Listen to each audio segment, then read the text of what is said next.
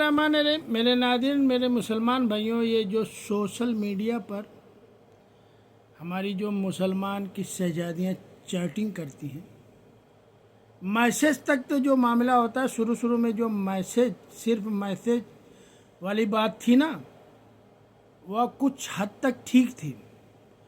मगर जब वो बदतरीन बेकार इंसान कहता था कि मैं तुम्हारे बगैर जी नहीं सकता, मैं तुम्हारे बगैर मर जाऊंगा, तुम्हारी आवाज़ मुझे सुकून देती है, तो वो जो बदतरीन घटिया इंसान कहता था, ऐ लड़की तुम मेरी ज़िंदगी हो, तुम्हारे बगैर मैं ज़िंदा नहीं रह सकता। तो मेरे मुसलमान भाइयों की, मैं उन बेटियों और बहनों से मैं रिक्वेस्ट करता हूँ, कभी इन झांसों में ना आए।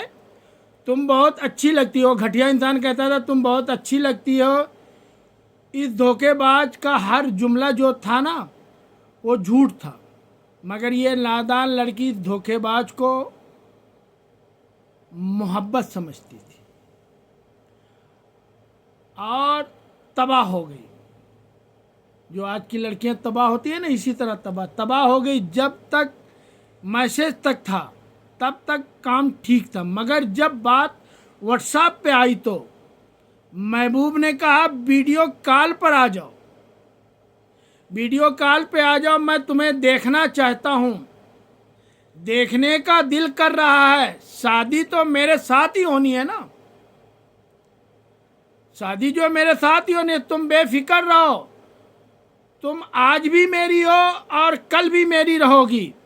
वह नादान लड़की नहीं जानती थी कि यह मोहब्बत नहीं, एक इज्जत की मौत है। फिर वह दिन भी आया जब उस लड़के ने कहा होटल में मिलो, मैं तुमको गौर से देखना चाहता हूं, शादी तो मैंने ही करनी है। फिर भी उस नादान लड़की की यह बात समझ, मैं तुझे छोड़कर भागने वाला हूं। जैसे कैसे ये नादान लड़की माँ बाप की इज्जत को भुलाकर खौफ के मारे होटल के कमरे तक पहुंच जाती है। दरवाजा बंद हुआ, फिर क्या था? वह लड़की चीख चीख कर कह रही थी, ये मोहब्बत नहीं, ये धोखा है।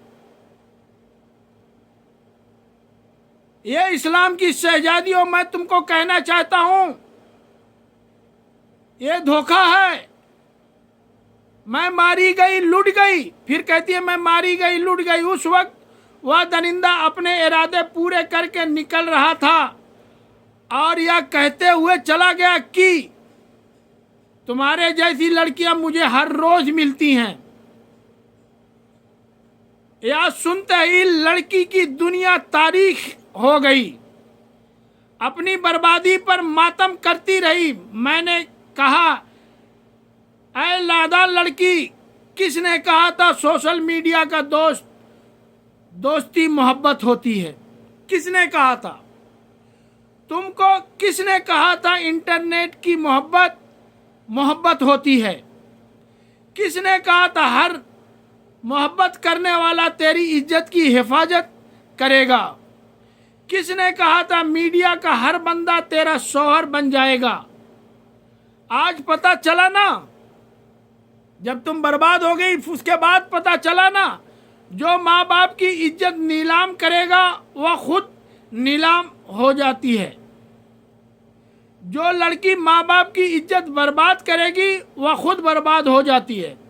जो लड़की गैर मर्दों की बात पर यकीन करेगी, अपने बाप की इज्जत को ठुकरा देती है, वह खुद ठुकराई जाती है। क्योंकि जमाना माफ कर देता है, लोग माफ कर देते हैं, मगर इज्जत एक बार चली जाए तो वह फिर वापस नहीं आती।